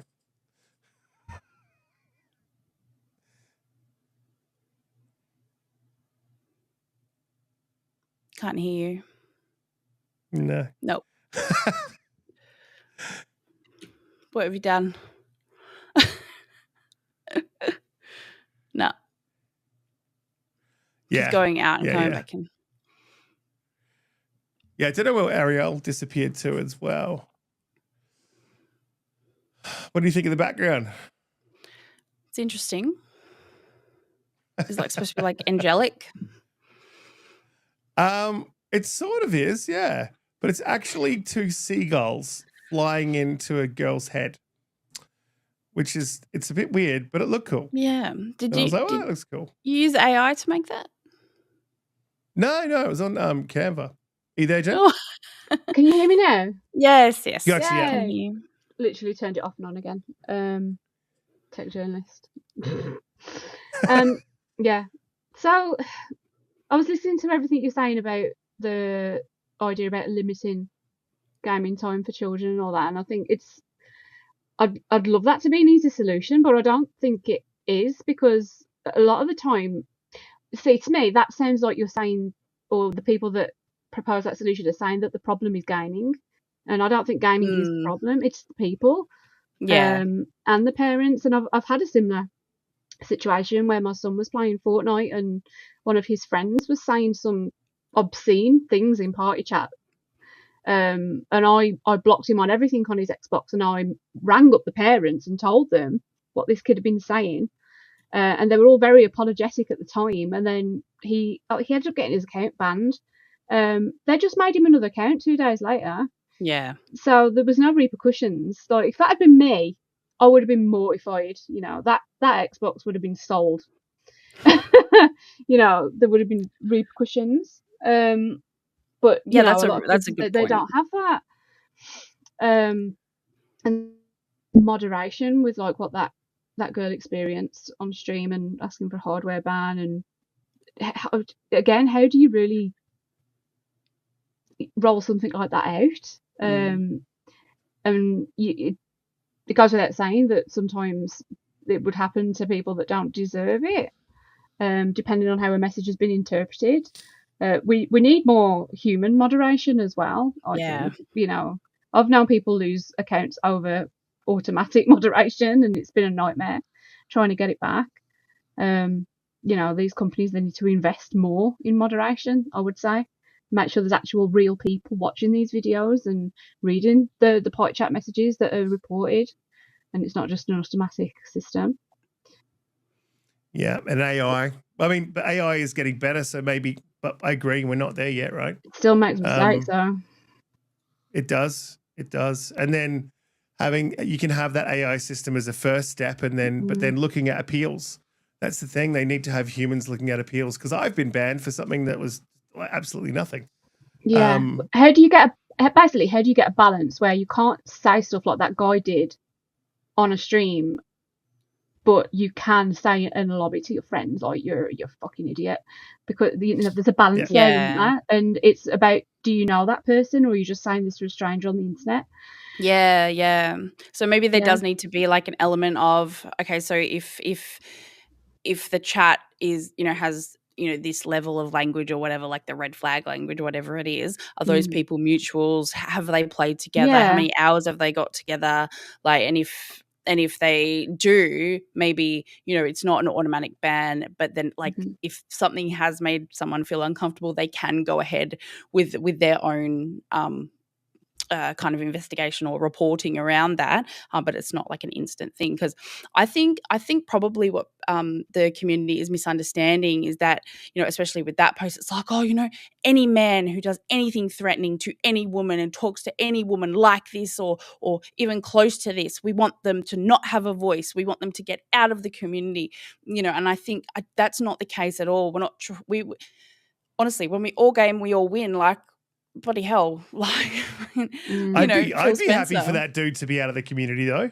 Like, no, I would be. I understand that, but I think when we're talking about, like, you know, the abuse that I received because I mentioned what happened because I felt like I had not an obligation, but, you know, I try to champion women in gaming in the community. There was a lot of backlash saying, well, don't be in the community. Don't, you know, women are trying to ruin gaming, all that kind of stuff. And that's actually not the case. You should be able to put up with banter like this. And like, no. That's not banter. Yeah. If it feels like I am threatened or like I need to take a shower after you say something, like that's probably that's probably the line, you know? Yeah. Not enough people understand what the line is, which is the problem.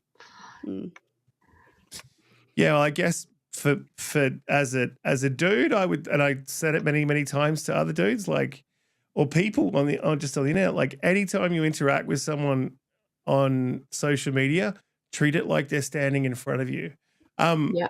And Cutie, you've heard me say this before. In real, and this is just a thing between men, and just something that exists between us, is a threat of violence. It's always there. You push a guy too far, and he might punch you in the face. And that's just a thing that exists. Like, it just does exist. There's an actual a psychological term for it, and it's there. And because of that, it creates a checks and balance thing between guys where they have that level of respect in face to face.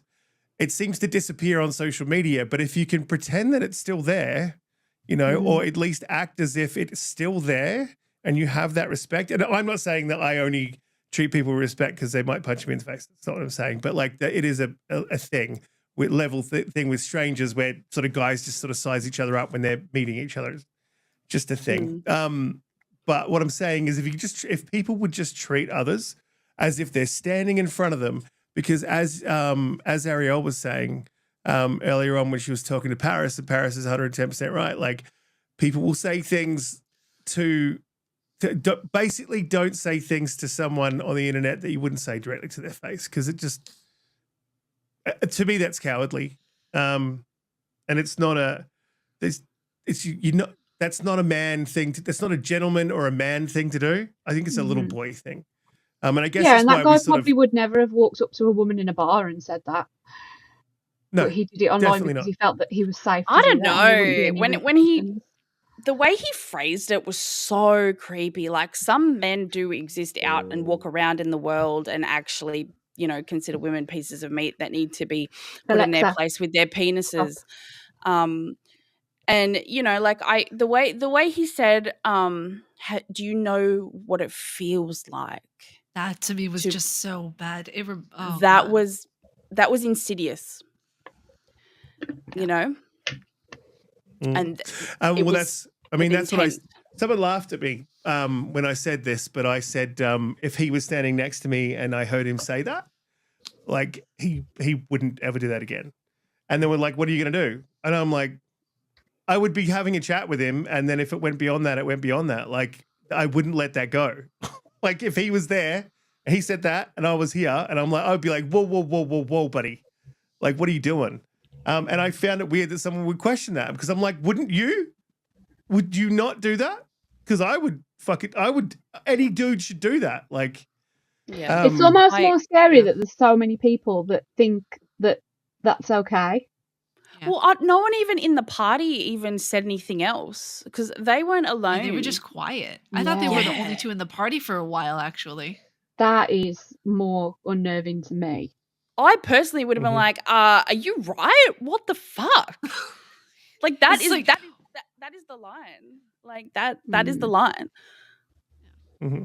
Oh, well, beyond the line. That's beyond the line. We've just got to be better at calling each other out. Yeah, it's called upstanding, by the way. It's if you go onto the ecommissioner.gov.au website, you know, being an upstander, like, you shouldn't be afraid to be an upstander and actually and we say it's calling people out, but I feel like calling someone out has like a negative connotation, like you're wrong, or you're trying to like put your opinion on them, or try to like make them see like your point of view. This is literally like, no, this is like you're invading someone's actual human rights. And everyone agrees that this is not okay in society. Like, yeah. So being an upstander, you shouldn't ever feel afraid to be one. And especially, you know, like, we're playing games with our friends, or like people that, you know, we have some sort of connection with, especially in those groups. Like, you know, like, what are you doing? It's just so morally wrong. And you're right, everyone agrees. And the problem that I had is that on Twitter, like, people were defending it, and I'm like, how are we defending this? Like, what's your defense? She unmuted him. Oh, okay, no, fair enough. Have at it, man. Excuse. Say whatever you like. It's like me sharing one of those terrible DMs. Like, I do it for entertainment. Damn right. That's just how I deal with it. Like, this is pretty. But funny. like, doesn't mean that. I said in that to send it.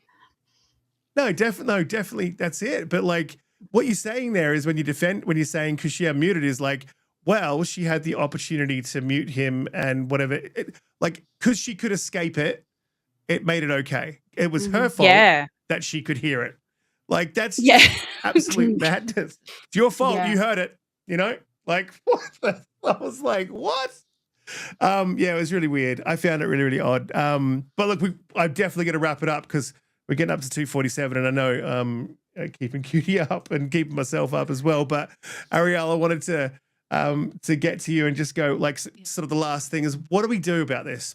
So that streamer, she suggested a hardware ban.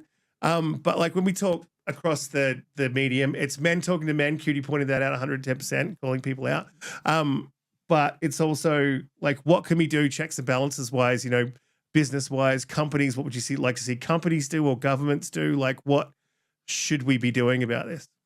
So, Do you okay, think? first off, I just want to say sorry, by the way. My computer blue screened twice for some reason. Don't know why. And for some reason, there's like this weird contrast thing going on with my camera. Sorry about that.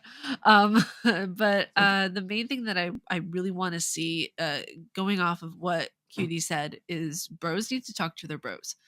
Like, you need to have those conversations with your friends that are uncomfortable in the moment, but it will stick with them, hopefully, and it will create a better environment. Because it's like, in the working environment, when I worked at a game company back in 2016, I'll say right now, like, I'm not beholden to any NDAs with them or anything like that anymore. So, you know, I'm free to say this kind of stuff, of where one of the reasons I left was because I was told that I needed anger management classes.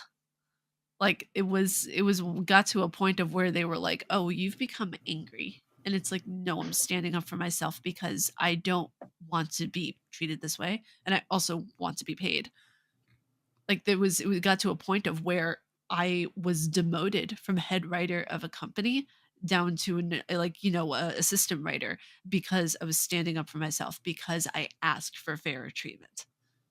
And it got to a point of where I was like, I'm not going to deal with this. Like, I left. And then other people started leaving as well. Like, there needs to be within companies also at Riot, and that's a point that I'm leading up to, is where you need to talk to people within the people who work in the live streaming sector of that company and place these hard bans. There can be tiers and there can be levels of where, okay, if someone does this, you get strikes. But if someone does something like this, you get a ban from the game permanently. You can't go online and say that kind of thing and think that, oh, I am anonymous, it doesn't matter. Number one, we heard his voice. Number two, he kept going on, actually. It wasn't just like a one-off comment and then that was it. He was going on and he was making all of these horrendous remarks. So it has to do with that. I don't think the government should get involved at all, because I'm a strong believer in the fact that, like, government should not get in the business of anybody unless it has to do with something absolutely major that affects a larger population right now. When it's going on in the gaming industry, unfortunately, they'll see that as quite a small sector, and we have to think about it reasonably, as much as our emotions want to say otherwise. So, you know, I don't think that the government should be getting involved. I think that, you know, companies and people and at home, like parents, you need to parent your kids. Like, there just gets to a point of where, like, they're learning it from someplace. And that someplace, it starts in the home. It starts with your family. It starts with that one family member maybe that you don't like and their kid is hanging around. You know, you always have to monitor what's going on. And it's, you know, like I said before, I'm not a parent. I don't know this stuff, but that's my best suggestion, because coming from someone who, I was never raped, but I was assaulted 4 times in my life, it gets to a point of where you need to see people have consequences to the actions that they have, you know, pushed onto people. Like, you have the freedom to say whatever you want, but that doesn't mean you have the, you know, freedom of consequence. Doesn't mean you get away scot-free. Yeah. Yeah. I think with my own experience with in-person sexual assault, like, I literally went to this person's friend, known them, you know, throughout high school, and I was like, what, you know, he did this, and it's like, he didn't, no. It was just misunderstanding. It's like, no, I'm sorry, being cornered and then having hands put up your skirt. Like, I don't think there's a misunderstanding there. And I think, you know, and the movements of, like, you know, believe her and things like that, like, and being afraid of being believed because of a a small minority of people that take advantage of these kinds of situations for their own personal gain, which are, you know, far more complicated than this podcast has room for.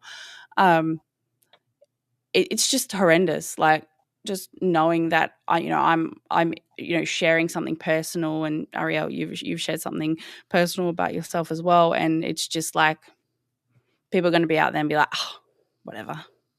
Like, that's horrible. Yeah, And it even makes like me close just friends of mine in college were like, "Are you sure you're not over dramatizing it?" yeah. And that's the common response that the most of us get, because it's like, that's why so many women are afraid to talk about this stuff, because while guys, they'll get harassment too, but not on the level that a lot of us get it, because we are always putting ourselves out there to make an area more, I want to say, like, more nurturing for this, because you were saying this about your workplace, because we want to make things nurturing, we want to make things inviting, and women by nature are storytellers. And that's the thing. I feel like it's because, you know, from the time immemorial, we're telling kids stories, we're trying to make their bedtimes a little more pleasing to go through, and I think we carry that as well in the gaming industry, of where, you know, we want to be nurturing for people, but we can't do that if we're constantly having a metaphorical gun pointed at our head saying, no, you have to act this way, you have to do this, but also don't say this. No, what are you doing? Yeah. I mean, I find it crazy. I had a girl sort of talking to me about just because I've been dealing with a lot of stuff I've been dealing with at work, and I was really just surprised that she's like, yeah, like I don't walk that way because I'm afraid to walk that way because it's dark, and I'm like, why? It's like there's no monsters out there. There's like men, and I'm like, oh, like I honestly went straight over my head when she said, I'm afraid to walk that way. I'm like, what would you be scared of? Like, and I was like, that's really sad when we're societally in a place in 2024 where that's still a problem. Like, and they wonder why we picked the bear. Yeah. I dare say it's a reason why women don't play online or go into online lobbies. Like, the fact of the matter is, if you want to get better at a game, you need to communicate with your team, right? So of course you're going to put on fucking party chat. Don't tell me to not engage in party chat because I have a feminine voice. Like, what? Like, sorry, that's not how you play this game. You need to communicate with people. And yeah, a bit of griefing goes on, and, you know, that's part of the culture. I understand that. But, you know, like, I want to be better at the game. So yes, I'm going to talk to my party members. And don't you dare tell me to not. And also, you have to understand that this is the reason why so many don't, because they don't want to be in these situations. They don't want to deal with that drama. We want a peaceful life, and a peaceful life doing things that we enjoy in our hobby in gaming. Like, it's not hard. It's all right. They'll just go to Stardew Valley. It's fine. Don't worry about it. They also don't want to be like come on to either. This is a big issue, I think, in gaming with men. Oh, boyfriend. Yeah. Oh. I'm very like, well, at least I hope I am quite public about the fact that I've got a partner and children. But it's almost like you cannot be friendly with a guy without him thinking you're flirting. Which puts me off a lot of like multiplayer as well, because I'm like, this is an invitation, love. But they take it that way, and again, it's like sometimes you're like, do I deserve this because I was a bit too nice to this person, you know, and then misinterpreted it. But it happens so often. It's like I'm like, no, I don't know if it's me that's the problem. It might just be the message that woman smiles at you, you're in there. You know what's even funnier though is like I've gotten guys tell me that I'm too intimidating to like, because of how much, like, how sometimes aggressive I come across. It's like, you realize I have to be this way because of the industry that I'm in. I don't want people to step all over me, so I have to come across very masculine.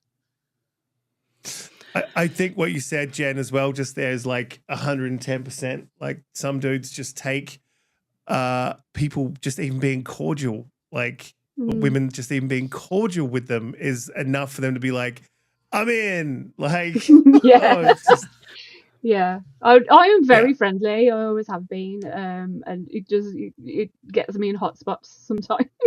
No, But- but no, I yeah. think I It's- don't know. I think we've been in a party risk where it's been like, because I think a couple of times I just had enough. Like I stepped out. I wasn't in Xbox parties for a while, and then like I come back, and then like people are like, "Oh, you know, how are you?" I'm like, "Yep, good." And they're like, "Oh, what's wrong?" I'm like, "Nothing." And they're like, "Oh, well, you're not like being friendly like you normally are." I was like, "Yeah, because X, Y, Z. Because I don't want anyone to misconstrue anything that I say." As To flirting, yeah. Yeah, and it's like, "Oh, well, you're not fun then. Oh, you're God. boring. Oh." Yeah. Yeah. Sorry, that was probably going off We- like on another tangent there. No, I'd no, love to it's all bring it up. it's It's something good. I find frustrating. it's a It is multi-layered. the thing. Yeah, it's part of a bigger It is picture, and that's one of the layers.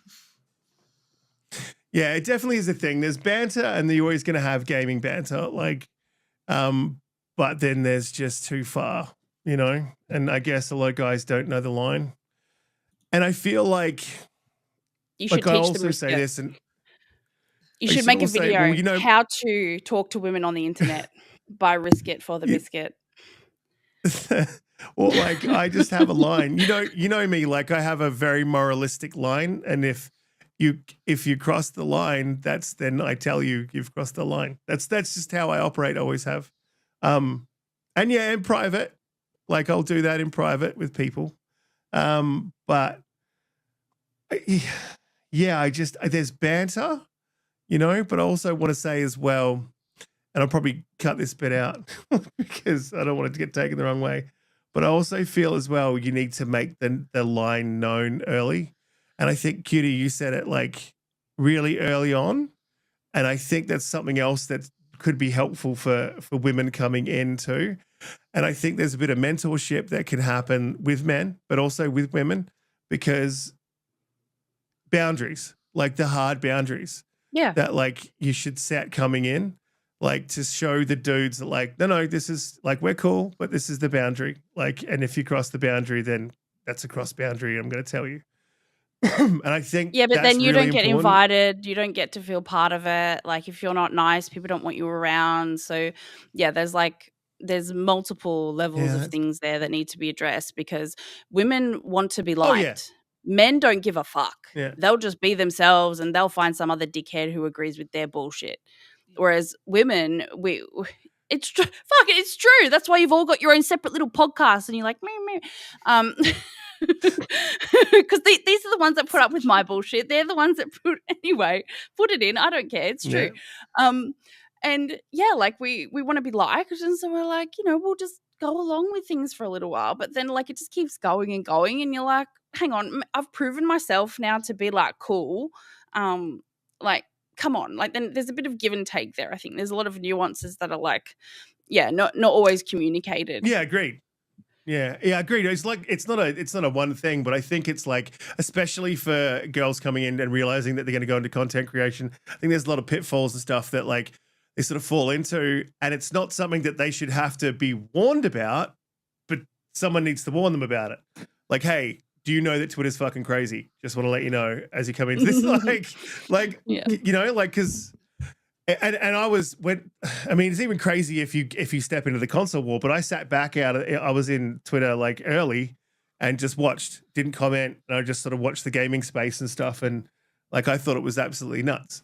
But if you hadn't, like as a woman, I think if you have not had any experience of Twitter at all, then YouTube at all, because those comments get fucking nuts as well. Like I just think there should be like a placard warning, like, if you're going to do this, like, just so you know, like, there's a lot of crazy fucking gamers in their basement that are probably going to harass you, which is really sad. Like, really sad. And I don't think I was going to say, I think it's pretty rare that it goes as fucking far as it did, like, the other day with that streamer. But I don't think it's as rare as we think it is. I think it's pretty fucking common, man. Like, I used to play, So just like I used to play a lot of Cyber Attack and with COD, and there's just for some reason that particular game mode had heaps of girls in it. Like I don't know why, they just love that game mode, and I love that game mode. Don't know what that says about me.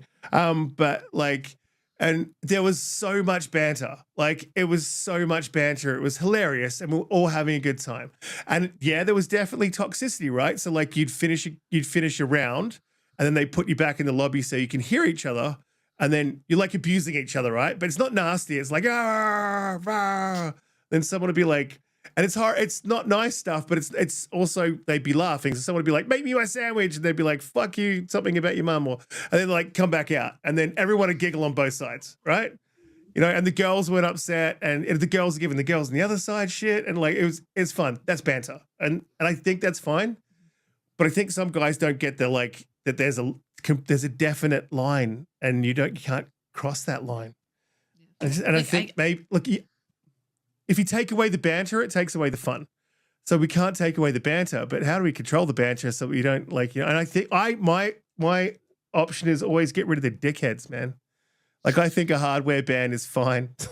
Like, ban that dude from the game. Like, fuck him. Like, just, yeah, if you say something like that, see you later. Sorry, you were going to say something, Arielle.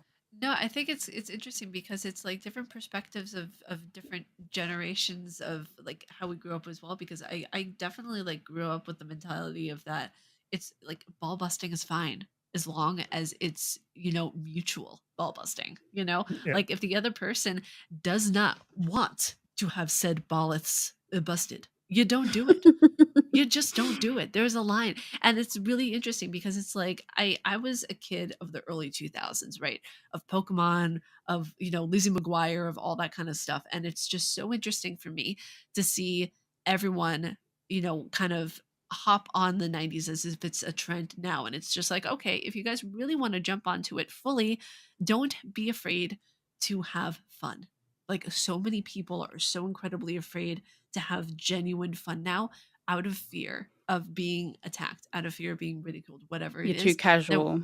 Exactly. And people are just like, oh yeah, I like this and that. It's just like, get into it, actually immerse yourself with the other person and have a genuine connection. If that doesn't happen, then you're not actually experiencing, you're just living on a rock day to day because of fear. And that's terrible. That's terrible. Kids nowadays shouldn't have to go through that fear just out of fear of like being recorded or being harassed or anything like that. Like, there are genuine like kids out there who just want to have fun, who are in their teens, who are in high school, and they just want to play a damn game. Like, that's, you know, when it comes to that, it's just, I feel bad for them. They didn't even take photos of people when I was a kid. It's great. Thank Otherwise, God. Thank the Lord. Just saying. I don't want people seeing my emo face, please. Oh no. I'm glad I can't find my MySpace or I was whatever. going to say that. Yeah, I'm glad my MySpace doesn't exist anymore. The cringe. Yeah. But I Oh my think God. I didn't even have Facebook to 2008. Like, there was no photos, videos. There's nothing of me from being a teenager. And if you had seen it, you probably would never speak to me. Like, yeah. I think Sorry, that Cutie.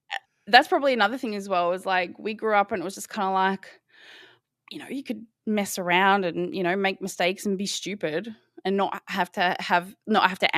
like, unless you break the law, or, you know, friendships or whatever, like, you don't have to answer for it in that sense. Like, you're not, no one's like secretly filming you and going viral on the internet trying to, you know, be popular, right? So it's like, some people haven't like made that connection, I don't think. What's also really interesting though is that like we don't allow, and I see like this all the time actually with Paris and Danny and Tony, of where they'll have tweets from like 8 years ago being brought up, and I'm trying to think like, why is it that whenever we were kids, like, that was never an issue. Like, we didn't have our past regurgitated every so often. You know, it's one of those things of where I'm a strong believer in letting kids be kids. Speaking of said child, there's a little one right there and I love it.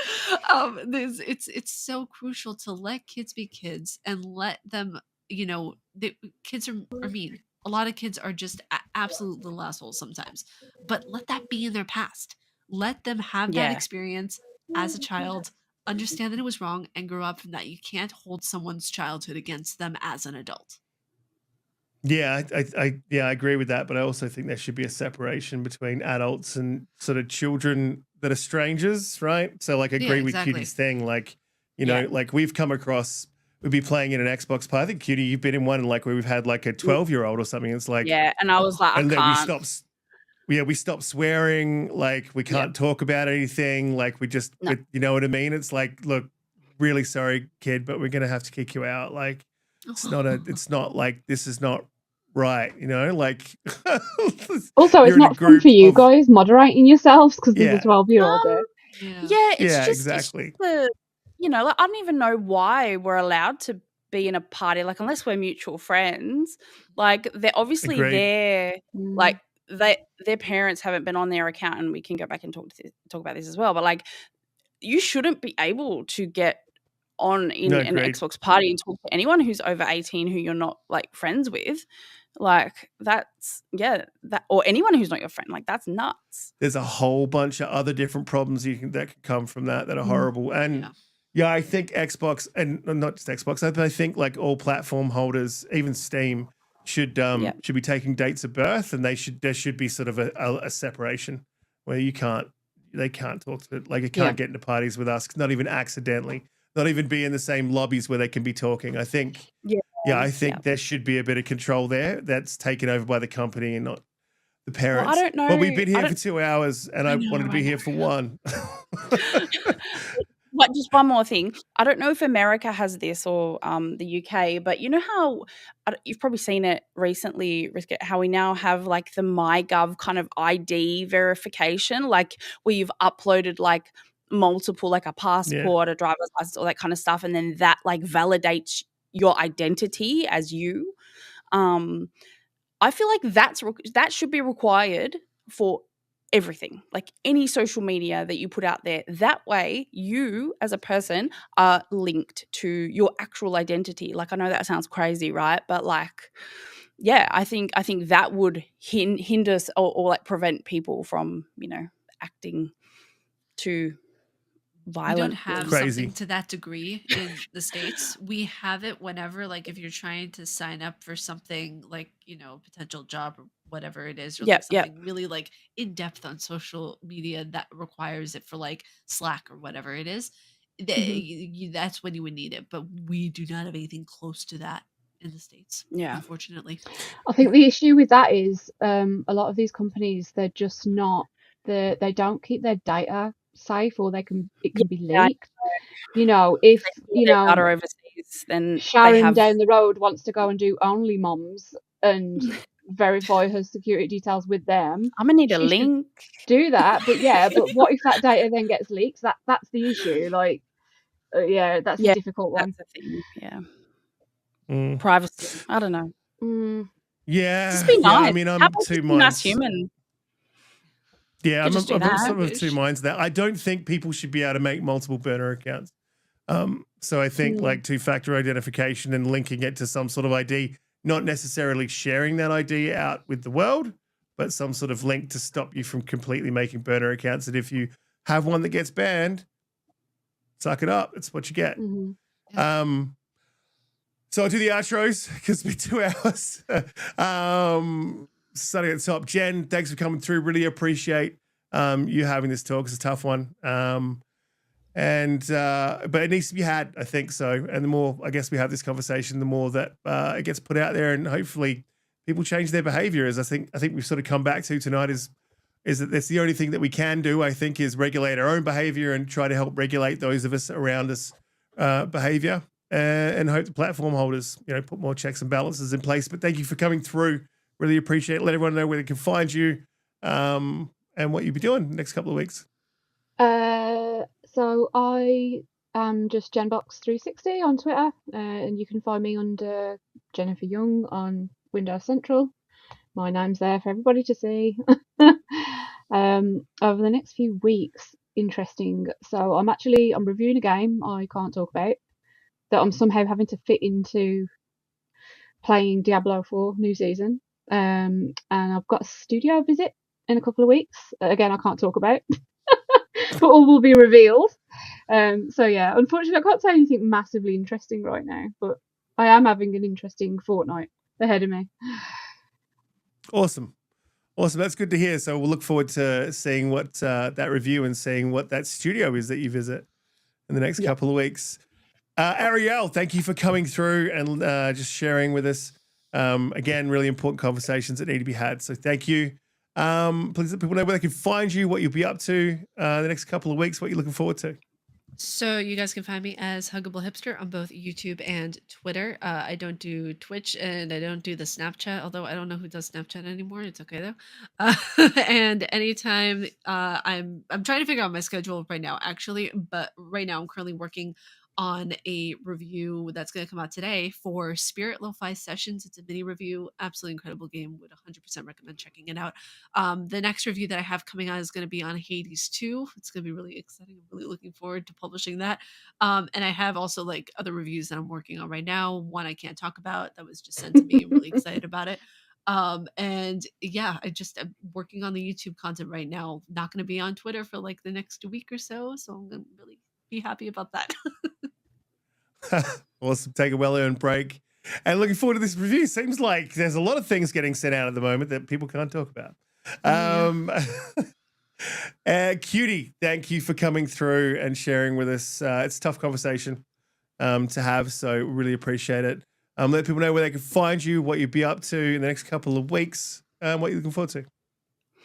Oh, it was nice to be back with you, Riska, I must say. It's been a while. So thank you so much for asking me to be a part of this. So for myself, I don't have anything that's under NDA. So, we're not that cool these days. But yeah, I'll just be continuing to work on my own content over at Confessions of a Gamer Girl podcast. We're in our second season, episode 13. So yeah, about 2 months left of that to go for season 2, so that's really exciting.